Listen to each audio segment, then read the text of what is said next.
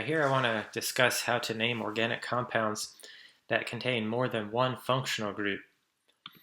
You want to refer to a table of functional group priority.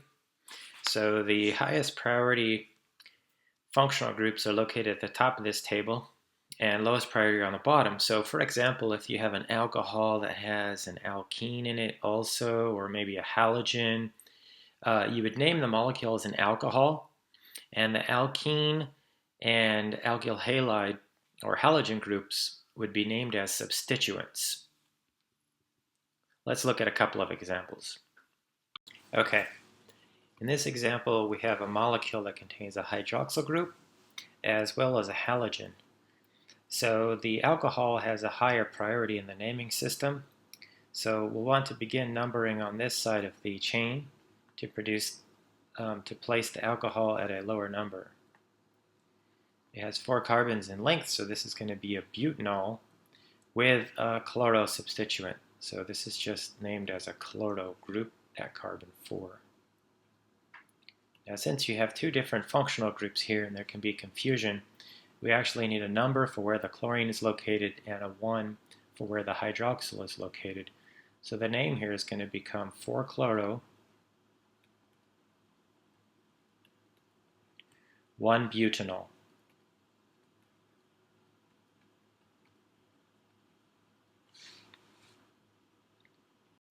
Okay, in this example here again we have a molecule with 2 different functional groups, a hydroxyl group and a halogen.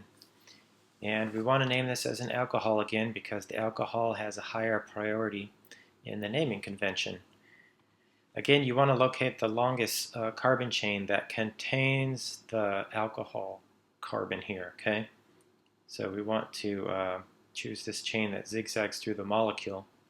Again, we choose the hydroxyl-bearing carbon to be the lower number.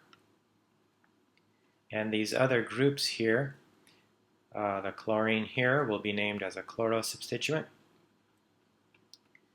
And this methyl group will be named as, of course, a methyl substituent at carbon 2.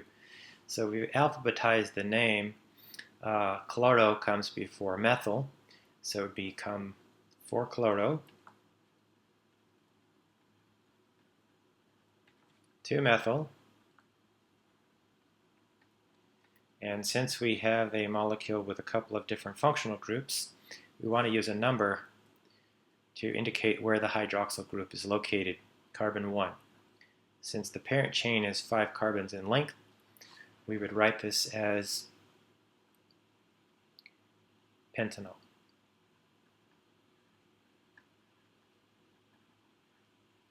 Okay. Now, what if instead the molecule had looked something like this?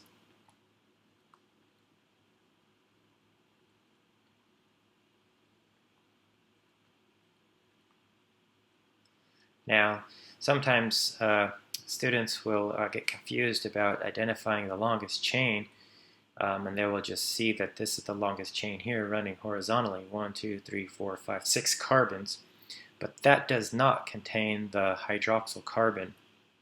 Okay, we want to select the longest chain that contains that hydroxyl carbon, and in this case it's still 5 carbons in length. And so this is carbon 1, 2, 3, 4, 5, and we still have a chloro group at carbon 4, but now we have an ethyl group at carbon 2. So you might run into this situation. So the name here would become 4-chloro 2-ethyl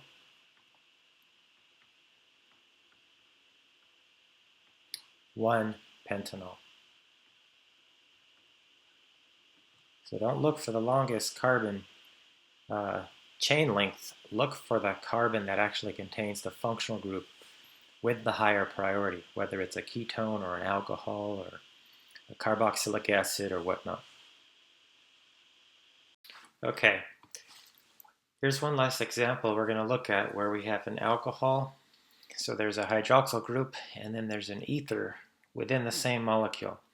Now, an alcohol has a higher priority in the naming system, so we want to select the chain that contains the hydroxyl carbon, and here of course it's just horizontally, And we want to start the numbering here on the left where we actually do have a substituent here. So it looks like a 2-butanol with this funny thing attached to it. Now, when you have an ether, it's generally named as a substituent. So this would be called 1-methoxy.